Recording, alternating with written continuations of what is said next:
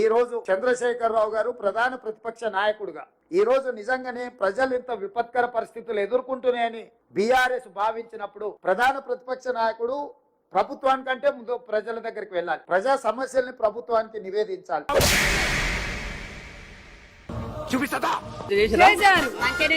Night బండ్లు పెట్టారు. పోయిన సంవత్సరం వేరు వచ్చినప్పుడు నైట్లు డీసీఎంలు పెట్టారు, బండ్లు పెట్టారు. ప్రతి ఒక్కరు వచ్చారు, బియ్యం ఇచ్చిర్రు, 10,000 పరుపులు, చాయ్ గిన్నెలు, ప్లేట్లు, గ్లాసులు, చెమ్ములు పంచిండు ఆయన పోయిన సంవత్సరం. మేము చెప్తున్నాం కదా, ఇవాళ బియ్యము, సరుకులు, కూరగాయలు ఆయనే పంపించిండు. ఇంటికి 10,000 మేము ఆయన తిని ఆయన కోట వేయకుండా ఆయన పంపించిండు. కేసీఆర్ ఉన్నప్పుడు ఎట్లుంది? కేసీఆర్ ఉన్నప్పుడు పర్వాలేదు, మంచిగా చేసిన. ఆయన వచ్చినప్పుడు కూడా ఏరు వచ్చింది, కానీ వాళ్ళందరూ జనాలు ఎవరు ఇబ్బంది పడకుండా సాధన వరకు డబ్బులు సాయం చేశారు, రైస్ ఇచ్చారు, కూరగాయలు ఇచ్చారు.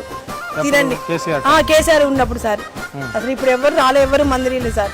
మంచిగా అంటే అన్ని సప్లై చేశారు, వాటర్ సప్లై చేశారు, భోజనాలు సప్లై చేశారు, అన్ని సప్లై చేశారు.